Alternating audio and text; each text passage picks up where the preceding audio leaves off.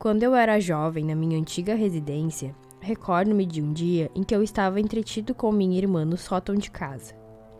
Em determinado momento, por alguma razão, minha irmã sugeriu que eu me agarrasse do lado de fora da janela.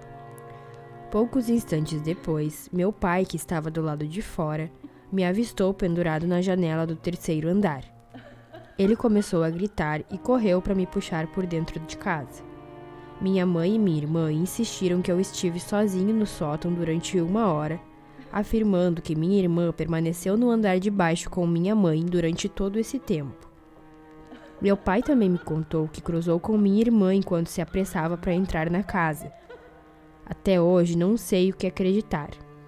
Gosto de imaginar que estavam me enganando, o que seria uma explicação muito mais plausível do que o que eu estava no sótão com um fantasma que tentou me prejudicar. No entanto, mesmo assim, esse dia ainda me atormenta. Tinha apenas 8 anos de idade e estava brincando de esconde-esconde em casa com um amigo meu. Já era tarde da noite, por volta das 10 horas, quando chegou a minha vez de encontrar meu amigo. Comecei a vasculhar todos os cantos da casa, mas não o encontrava em lugar algum. Eventualmente, decidi procurá-lo do lado de fora da residência. Enquanto vasculhava entre alguns arbustos, ouvi a voz do meu amigo vindo de um canto sombrio, a cerca de 10 metros de distância. A voz me chamava para aproximar. No entanto, imobilizado pelo medo de estar do lado de fora, na escuridão da noite, optei por não me mover. Em resposta, gritei e pedi para ele sair daquela área escura. Foi nesse momento que a situação começou a ficar verdadeiramente assustadora. A voz do meu amigo, que vinha daquele canto sombrio, persistia cada vez mais, exigindo que eu me aproximasse. Eu persisti em fazer várias chamadas repetidamente e foi nesse momento que a voz subitamente alterou-se para um timbre mais sombrio, grave e assustador. Ela começou a exigir que eu me aproximasse do recanto sombrio. Foi nessa instância que eu retornei rapidamente para casa e foi então que avistei meu amigo na sala de estar. Ao questionar como ele havia retornado para casa tão rapidamente, meu amigo respondeu que jamais havia saído da residência. Não faço ideia do que era aquela voz, mas até hoje sinto medo toda vez que penso nessa história. Além disso, durante a minha infância, nós nos mudávamos com frequência, pois meus pais enfrentavam dificuldades financeiras. Consequentemente, alugávamos moradias bastante acessíveis. Eu tinha apenas 10 anos quando nos mudamos para uma encantadora casa antiga, construída no início do século XX.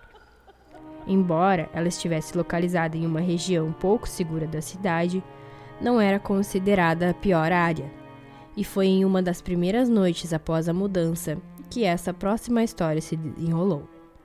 Recordo-me de despertar no meio da noite, experimentando uma sensação de frio inexplicável, uma vez que nos encontrávamos no auge do verão. Não possuíamos ar-condicionado e meus pais não permitiam que eu abrisse a janela durante a madrugada.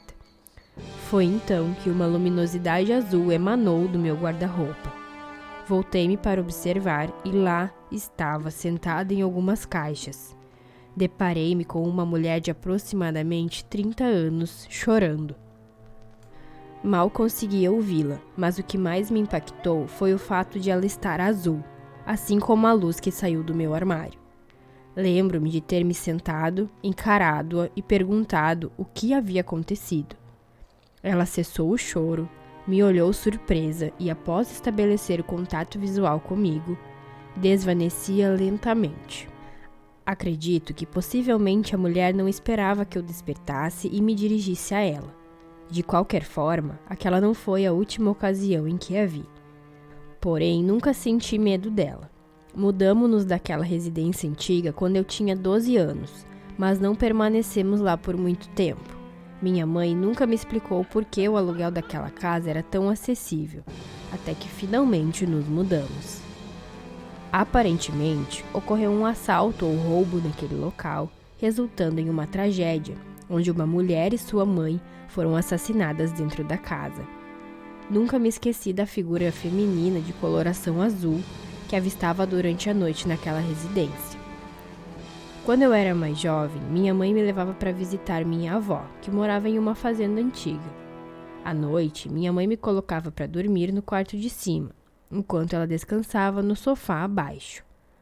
Todas as noites, quando eu estava acordado na escuridão, podia escutar um som estranho de arranhões vindo do sótão, localizado logo acima do meu quarto.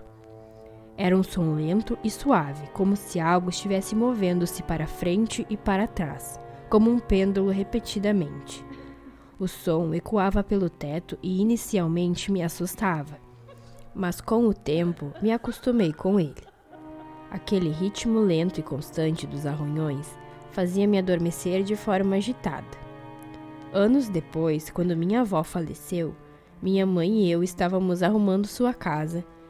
Estávamos no sótão, movendo algumas caixas antigas, quando percebi algo no meio do chão de madeira. Sob uma camada de poeira acumulada ao longo dos anos, haviam marcas visíveis de arranhões na madeira.